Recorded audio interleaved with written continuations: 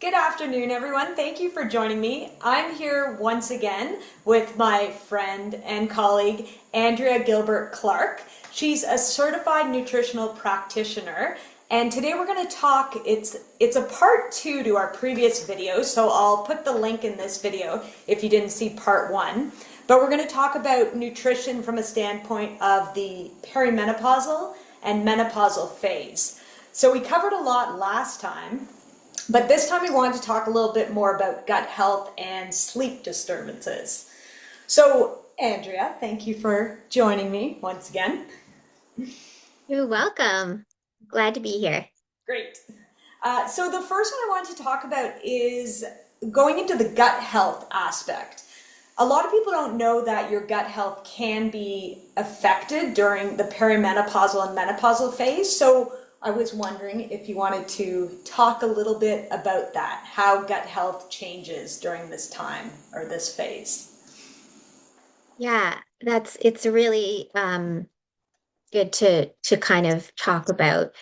Let's start inside the gut lives a community of bacteria, and that's called a microbiome.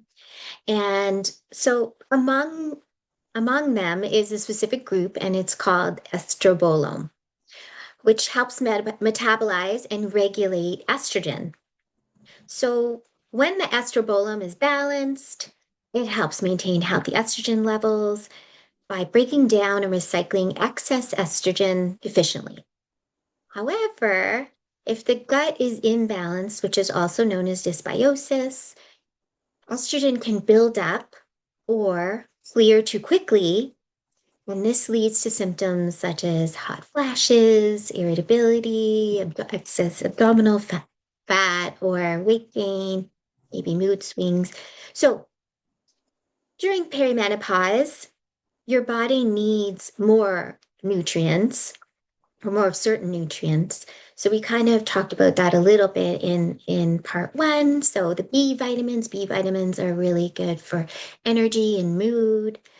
You need magnesium, um, which actually helps control blood sugar, but also may help with sleep. And then zinc. Um, so that also is required to make insulin, but really helps with digestion. So if you're low in a bunch of these nutrients, which you get from food or supplements, then that can really also affect your microbiome or your gut. And then of course we also talked about fiber, making sure you have enough fiber, so that'll also affect your gut. Um, and then vitamin D, that's one other nutrient that's really important.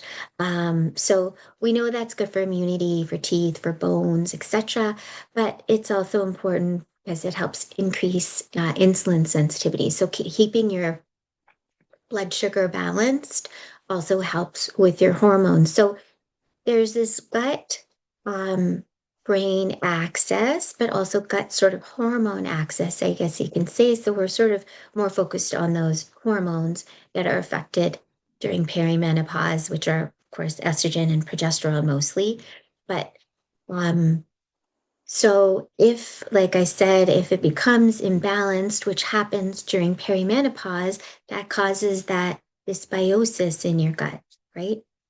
So poor digestion or low stomach acid, which is also common as we age, but is affected also during perimenopause, can reduce nutrient absorption. So that's also a slight issue.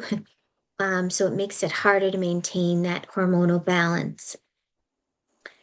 Then there's, if you have constipation or sluggish digestion, which can also be affected by low fiber or not being fully hydrated. This can trap estrogen metabolites in the body longer and contribute to those symptoms of estrogen dominance, which are, right, your irritability, your mood swings, your weight gain, fatigue. So I hope that kind of answer that question.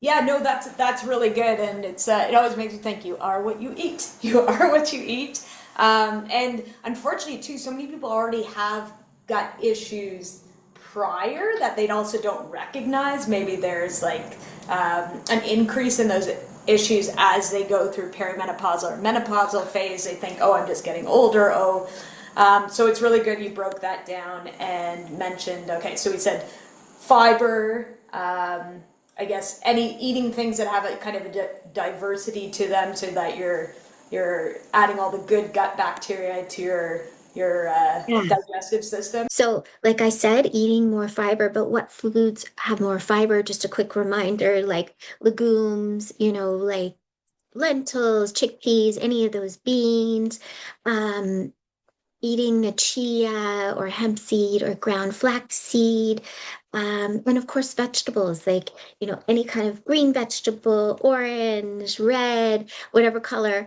you can think of, just eating lots of veggies. And so doing that will help eliminate excess hormones. And then fermented foods also help. They're probiotic, but actually taking a probiotic it, is beneficial as well. Fermented foods, they're both good. You can do both. They're both differently activate bacteria in your microbiome. So it's actually different, slightly different. Because if you do like a multi-strain probiotic, that will help hit other areas and help the growth of good bacteria. So fermented foods, like if you eat dairy, so yogurt, kefir. If you don't, there's like miso, kimchi, sauerkraut, that kind of stuff. And then staying hydrated. So we did sort of touch on that. And that makes, helps make sure you flush out toxins or excess hormones from your system, but it also helps regulate your bowel movements. And then in part one, we talked about some foods to avoid, which also relates to sleep.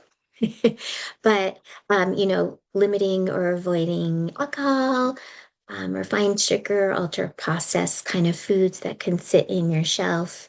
So, one thing I didn't mention in the last interview was sugar. So, looking at labels, sugar can be refined sugar can be written in many different ways. So, corn syrup, it can be labeled as high fructose corn syrup, sucrose, um, and fructose.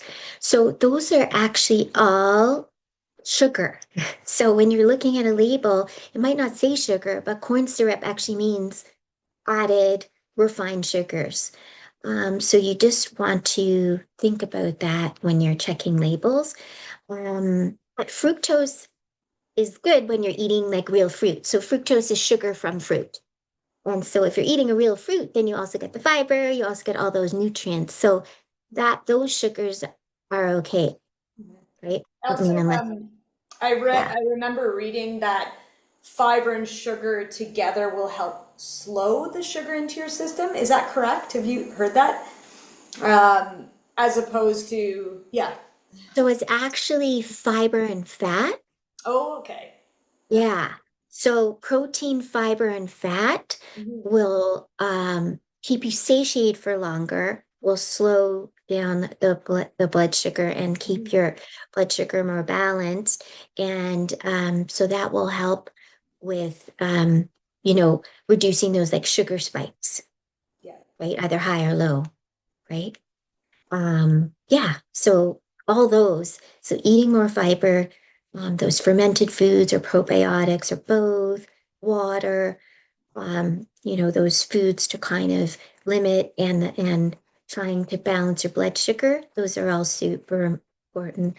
As we were talking, I thought of another. Do you have any recommendations in terms of how you take your probiotics? Because I know that's a hot topic of Yes. whether they get to where they're supposed to get to, depending on the form. We could talk about that. We've got time. Yeah, totally. So that actually is a great question. So you want to take your probiotic with food. And ideally, when you take your probiotic with food, it's with your biggest meal of the day. So whatever that is, if that's your breakfast, then you take it during breakfast. If that's your dinner, you take it during dinner, ideally.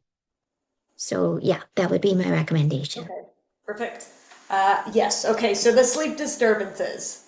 So, any recommendations you can make in terms of eating or dietary choices that can help improve poor sleep? Yeah. So for that, there actually is research that says if you eat a nutrient-dense diet, and my recommendation in this area is sort of a Mediterranean diet, that actually will help you with better sleep. So Mediterranean diet is eating so that the healthy fats, which are, olive oil, walnuts, nuts, seeds, um, avocado, and of course, a lot of seafood or fish. So that's sort of high on the list of what to eat for Mediterranean diet. And then you can have meat, but I'm trying to make it lean meats. And then every once in a while, you could have, your red meat, but it's rare occurrence. It's not common all the time. And then, of course, lots of vegetables, any kind of vegetables, any color, and veggies and legumes, which like legumes, we already talked about beans and any of the edamame, chickpeas, uh, lentils, stuff like that. And then of course you can have um some sweets, but it's just a rare occurrence. So it's like the tiny part of that. Say you have like a triangle, it's like at the top of that tiny part. Yeah, sure, you can have it, but that's what you have the least amount. The most amount that you're eating is your vegetables and fruits. And then, you have your seafood and then your lean meats and stuff like that. So that's so Mediterranean diet is what I would recommend. And then we did talk about the probiotics and actually taking a probiotic multi-strain. Okay, so you want to take multi-strain so it has as many strains as possible so that can help really with the growth of all different and good bacteria in your microbiome. It can help influence that gut brain access. So it has really positive impact on that communication between the brain and the gut. And so that which affects your sleep and mood. And then it also can affect those neurotransmitters, which we had mentioned in part one, that are made in your gut, like serotonin, which regulates mood and sleep, right? Or GABA, which also helps produce like calming effects in your body and is critical for sleep when you're calmer, right? If you are a person who your brain is always going, going, going, and you find it really hard to kind of fall asleep because it's like just going. Maybe taking GABA is actually like if you need a little extra, GABA helps that slow down that monkey brain and will allow you maybe to sleep a little better because it has a calming effect. And then also probiotics can help decrease inflammation, especially like in your gut. And so, because dysbiosis of the microbiome may lead to disruption of sleep. And so if you balance that, um, the bacteria in your gut, then that can also help with better sleep. So, um, yeah, so probiotics and the Mediterranean diet, I think would be my top recommendations to help with sleep. And then, of course, what we talked about, which is avoiding some of those, alcohol and lots of sugar and caffeine, especially in the evening or afternoon. Mhm. Yeah. Yeah, that's so it's looking at because a lot of it we're looking at our sleep hygiene, which is of course important what you do right before bed, but it's almost like a whole through the day what you do as well. And we spoken last in the last part about caffeine, even taking it earlier sometime. People don't notice, but it'll affect their sleep. So it's being conscious of your whole day of how you are monitoring your whole day is relative to how well you sleep. So sleep hygiene, right? Sleep hygiene, that's also really critical. So if you are having lots of sleep disturbance or you're waking up with like the night sweats, things you can do to help so that you can fall back asleep right away. Maybe having like a cold thermos of water by your bed, have a change of clothes right by your bed, wear your sleep mask when you go to bed. Like really try to do whatever you can to like help um, you know, make your sleep the best it possibly can, like making your room really dark, quiet. If you have pets, like maybe try not to let your pets sleep in your bed because when they move around, they wake you up. As much as lovable as they are. So just though even those little things before you go to bed, have your sleep mask there, have those things there, and really, have your quiet, or maybe you like white noise, and that's good too. So just trying to those are other ways to help. So you have your nutrition and the probiotics, which I mentioned, but those can be other things that can really help too. And like, oh, and I think you mentioned before, previously about electronics, Mhm. not having electronics minimum of an hour before you go to sleep, but like just try to take away the screens because they're blue light and that blue light will keep your brain going. So you really just maybe read a book or listen to music, um, whatever will calm you and relax you before sleep, or have a hot shower, whatever might work for you. Talk to your partner. Yeah. Yeah, dude. Well, I was thinking about Well, being that on may be your device. relaxing or not. Being on your device also, or watching something just before bed, we also often start to get snacky and hungry. And so it's like a double. It's not just the blue light itself, but you're more likely to eat out of habit, maybe, perhaps an actual hunger. Um, I have one more for you if you let me, because now I'm thinking about actual hunger. So I've had clients because there's all this information about to fast or not to fast. In the fitness realm, what I've heard that active women, perimenopausal, menopausal phase, big fasts aren't good. It doesn't mean not like maybe going from 7 to 7 overnight, okay. Whereas sedentary women, it could be beneficial for them. With that said, I have a lot of clients who also are genuinely hungry at night, who are active and genuinely hungry. Not, it doesn't seem like habit or emotional. So, do you have any recommendations for what, if you are hungry, what to eat that wouldn't disturb sleep? But yeah, like so trying not to eat after 9 p.m. is Mm-hmm. good, especially if you're an early riser and you want to have minimum of those 10 hours of not eating, right? Mm-hmm. So if you're getting up at 7, you really do, and that helps, just allows your digestive system to just calm, and then of course the autophagy, and there's all kinds of benefits. But sorry, so you were saying what can they do Oh, yeah. about So, eating when they're hungry?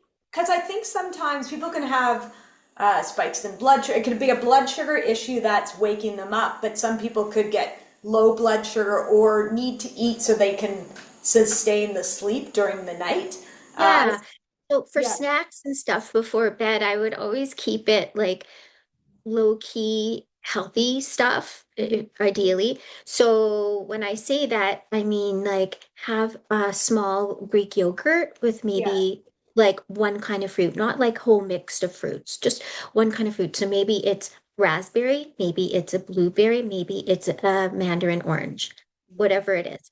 And then, or you could do, apple, have some apple with a little bit of nuts. So Mhm. you have your little bit of protein, you have some of your carbs and your fiber and stuff. So those kind of, you want to make sure if it's a yogurt, it's plain. You don't want to have lots of sugars in it because that may also wake you up later because the blood sugar spikes or drops. And so if it's plain Greek yogurt, so it has a bit of protein, and then you can have that fruit, which does have a little bit of sugar, but it's, if you're eating berries, or like I said, mandarin orange or apple, or a pear that is lower glycemic or mid, then that will be okay. Then I would say have that kind of snack if they're craving, um, if they're really hungry for bed. Yeah. I mean, or veggies and hummus are okay too. Hummus doesn't have that much protein per se, but it does have fiber and it does have like maybe 3 grams of protein, but that may be enough. Um, yeah, Perfect. Thank you. Thank you for letting me throw a few extra questions at you as well. yeah. Yeah, that's wonderful. Thanks so much, Andrea, for helping and to make this interview what it was. We'll do it You're again. welcome.